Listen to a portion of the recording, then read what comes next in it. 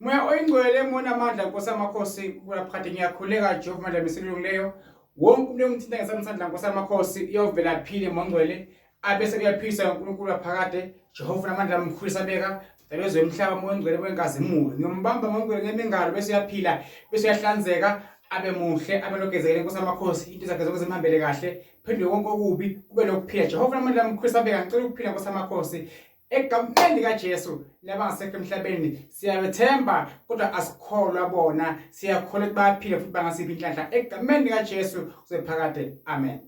Mbuke lokho khona ekhaya I'm a prophet the Adlam Mthandazi.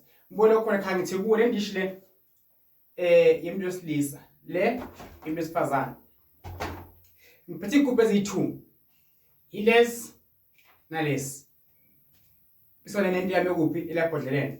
Mbuke lokho khona ekhaya halela ukugezwa ngumprofeti uDlamini Mthandazi angugezi but fenza amzandla phela uma wesifazane kube ndawo private ukugeza khona bageze laba abakhona balakhabo sisi uthi uphume umuhle ugezekile alright nawe wesilisa noma sokugezwa yimina kulungile. Mbuke lokho khona ekhaya ngithi kuwe ekuseni okusako 4 o'clock ngizobe semsakazweni umkhondo FM 4:30 ngiyaphuma 5 o'clock or 5:15 ngibe ngena emfuleni emanzini ngiyobika abantu ngiyokhuleka ngiyophamisa amandla njengomprofeti Mthandazi. Mbuke lokho khona ekhaya I'm a prophet the Adlam Mthandazi okhulekayo onamandla ophilisa abantu osindisa abantu ngifaka eBhayibheli ekhaya. Mbuke lokho khona ekhaya uphume umuhle ujabule uthandeka mhlawumbe uyesithunywa amidlozi lakho ugeze kube negazi zilunge into zakho. Mbuke lokho khona ekhaya ngiyethembisa mina ngeke uze ulahleke ufike kumprofeti Mthandazi. Ngibela bonke abathanda abakhona emhlabeni zangoma izinyanga abafundisi wonke emhlaba wonke jikelele South Africa Zimbabwe Botswana America UK Swaziland ngithi ngiyanithanda bona abakhona emakhaya. Inkosi imbusise.